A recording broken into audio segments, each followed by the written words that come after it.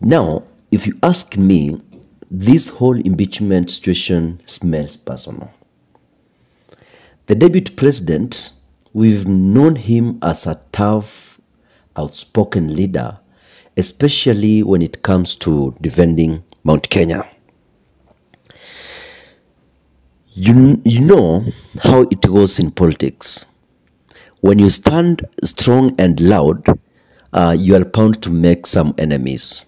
The deputy president has been a loyal deputy to President Ruto, but his blunt style and influence might have rubbed some leaders in Kenya Kwanza the wrong way, even within his own political camp. I mean, look at how quickly some MPs jumped on the impeachment train. It felt like they were waiting for this moment. Was it about politics or personal grudges? To me, I've said that it looks like some politicians just saw an opportunity to cut him down. Maybe at some point it was about control. If you take out the deputy president, you shake the whole government. Or what do you think? Was Gachagua's impeachment driven by political necessity, or was it more about setting personal scores? Drop your thoughts in the comments. I want to hear from you as we continue with this conversation. Let's not forget that this impeachment has a serious political implications. Number one, losing Gachagua creates a major gap in Ruto's government. Gachagua was Ruto's main man in Mount Kenya, a region with massive political influence in this country. Now that he's out, we've got to wonder if this will weaken the unity of the ruling party. You know how Kenyan politics can be. When one key figure falls, alliances can shift in a heartbeat. And let's be real, other politicians are now on high alert. If the deputy president can be impeached at the Senate, it means no one is safe. And this move, to me, it shows that political rivalries are alive and well. And at some point, personal ambitions might be driving decisions more than what's best for the country. Everyone will be watching their backs now, and which could lead to even more chaos in government. The remaining years, I'm very sure that the Kenya Kwanza government is not going to perform well. Sorry. And let's not forget the opposition side. This could be a golden moment for the opposition side and the team that tends to join the opposition side. They can capitalize on this internal split and say, look at the government, can't even hold itself together.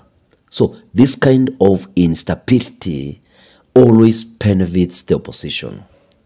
But hey, that's Kenyan politics for you. Anything can happen. You've seen how the deputy president was used to hit former President Uhuru Kenyatta, a brother. All right, let's talk about Mount Kenya. We all know how powerful Mount Kenya is when it comes to politics. Rigathi Gachagua was the loudest voice for the region in this government. Now that he has been taken out, people in Mount Kenya might feel like they've lost their key representative. I wouldn't be surprised if this sparks some serious political conversations in the region. And I think this might happen in any region. One, we might see a new leader rise up in Mount Kenya to fill the gap left by Rigathi Gachagua. And this could be a turning point for the region to find someone who can continue representing their interests at the national level. But there is another possibility. Without Rigathi Gachagua to unite them, Mount Kenya could split into different political factions. And if that happens, the region might lose some of this power in the national politics because they won't be speaking with one voice.